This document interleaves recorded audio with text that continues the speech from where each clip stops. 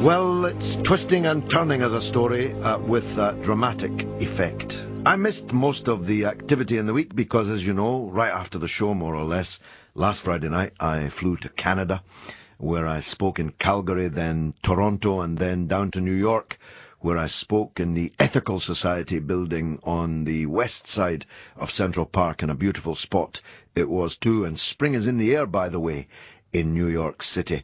And then on Wednesday, I launched my American radio show, Wednesday mornings, New York time, 9 o'clock New York time on WBAI.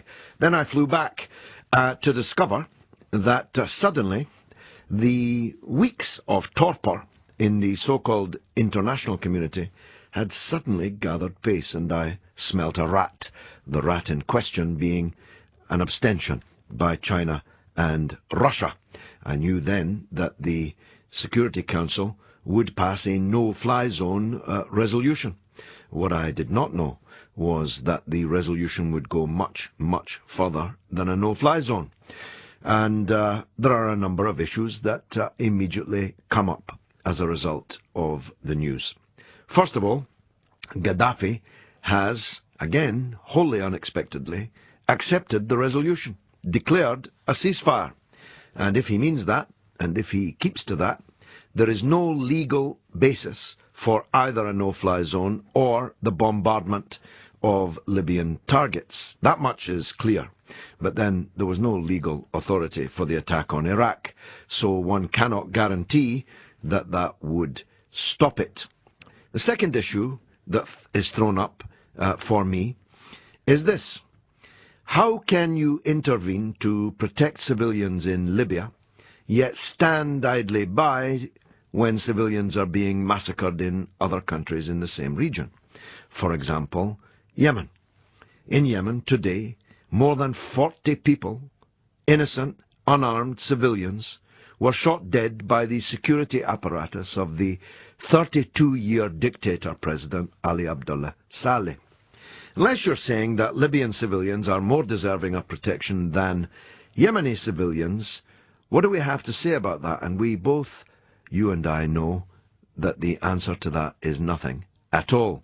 Or in Bahrain, where the king and his family have been in power for 231 years, where the Prime Minister has been in power since 1961, before the Beatles were formed, and they've been gone 40 years, and where hundreds of unarmed civilians, including many women and children, have been shot dead by the mercenaries of the King of Bahrain.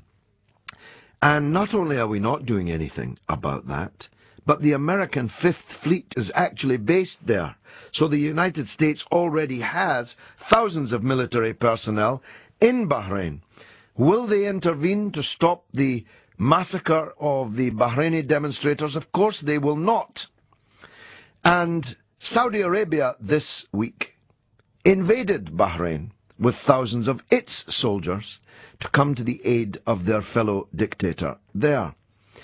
And they declared that they would shoot dead anybody who demonstrated or gathered for a political purpose in their country, claiming that politics was un-Islamic and would not be permitted in any form in their country. Are we going to have a no-fly zone, or are we going to send our soldiers in to protect unarmed civilian demonstrators in Saudi Arabia? We both, you and I, know that we will not.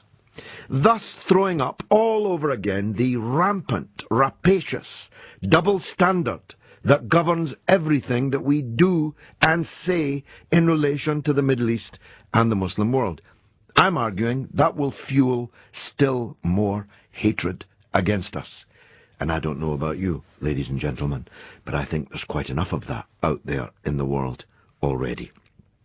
We'll be talking to Colonel Bob Stewart, regular on my shows over the years, who knows a thing or two about soldiering, having been the commander of the Cheshire Regiment in Bosnia, now the Conservative MP for Beckenham, and who spoke in the House today because I heard it on the radio.